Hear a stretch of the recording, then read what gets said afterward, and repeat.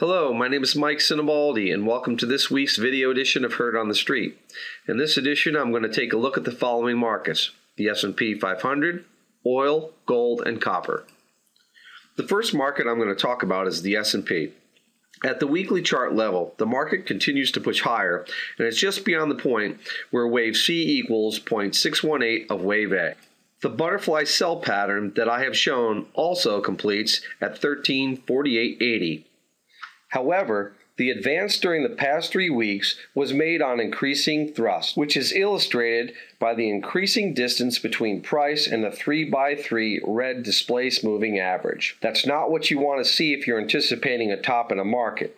With caution warranted, let's see if the lower time frames can bring clarity to the position of the market. At the daily chart level, the daily session shows the subdivisions of wave 5, of wave 5 in parentheses, of wave 5C, of wave 2 circle. The area surrounding 1346.25 and 1347.25 represents common wave relationships where wave C equals 0.618 of wave A and where wave 5 equals 0.618 times waves 1 through 3. With weekly and daily agreement, this area is significant, and I'll be watching how the market reacts to these areas. One of the momentum indicators that I use is the D-trend oscillator. With a well-defined 3-point trend line, the indicator would allow for slightly higher price that are consistent with the current weekly and daily wave labeling.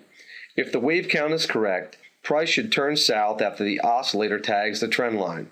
Should the market slice through the trend line and these resistance levels, the odds are that a much more aggressive bullish wave count would be warranted. Finally, I had been using this count on the 240-minute chart level until Friday morning. When wave 3 became the smallest wave by exceeding 1340.25, I knew the internal count was wrong. At the close of Friday, my operative count is that of an ending diagonal, where wave 4 circle will unfold in 3 waves, followed by a final push to the resistance levels cited earlier in this video. Given the speculative interest in commodities, I thought I would quickly update readers on my counts for oil, gold, and copper.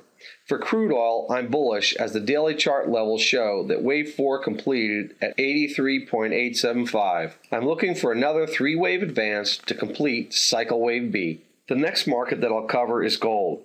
At the weekly chart level, I maintain my bullish stance where wave 4 completed at 1307.60 with a preliminary wave 5 target of 1500. The final market that I'll cover is copper. At the weekly chart level, intermediate wave 3 has terminated and intermediate wave 4 is unfolding.